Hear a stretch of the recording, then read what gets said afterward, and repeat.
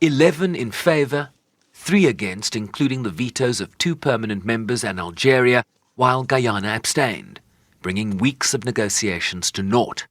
The US expressed its disappointment while attacking Russia and China.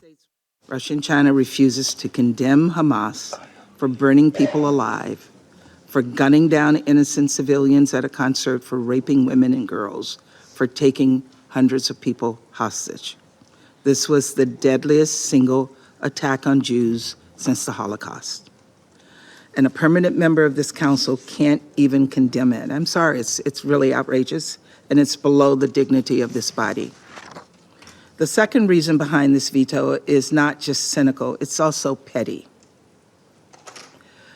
Russia and China simply did not want to vote for a resolution that was penned by the United States because it would rather see us fail than to see this council succeed.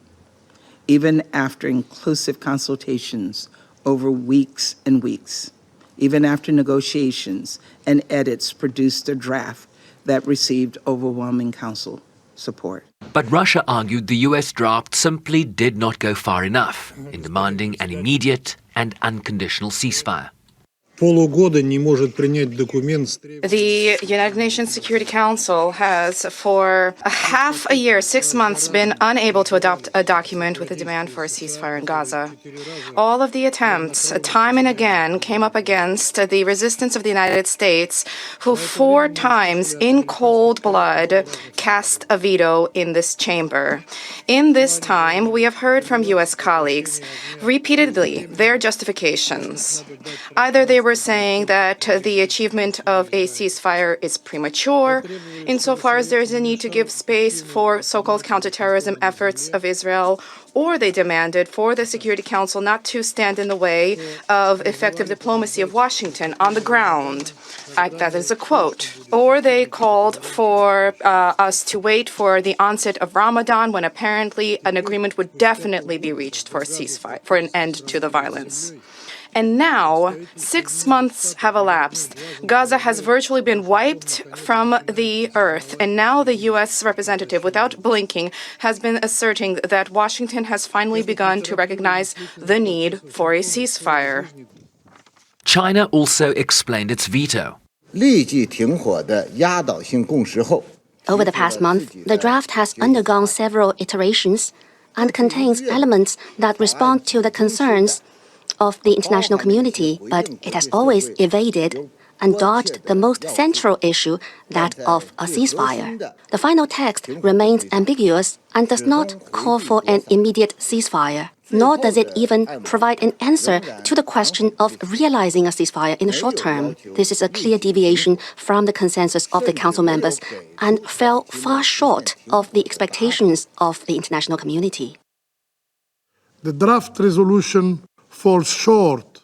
Representing the Arab group, Algeria said the draft simply fell short of expectations given the carnage unfolding in Gaza that has resulted in over 100,000 casualties, including over 32,000 dead, mainly women and children. The text presented today does not convey a clear message of peace. It tacitly allows for continuing civilian casualties and lack clear safeguard to prevent further escalation. It is a laissez-passer to continuing killing the Palestinian civilian. The Council has a separate draft before it that it could consider within hours or days. The draft from 7 non-permanent members of the Council, including Mozambique, Algeria, Guyana and Switzerland, demands an immediate ceasefire for the month of Ramadan, which started on March 10th, leading to a permanent, sustainable ceasefire. It also demands the immediate and unconditional release of all hostages and emphasizes the urgent need to expand the flow of humanitarian assistance. But, as history teaches us, when that draft is put to a vote, the veto might simply change hands. Sherwin Briceby's SABC News, New York.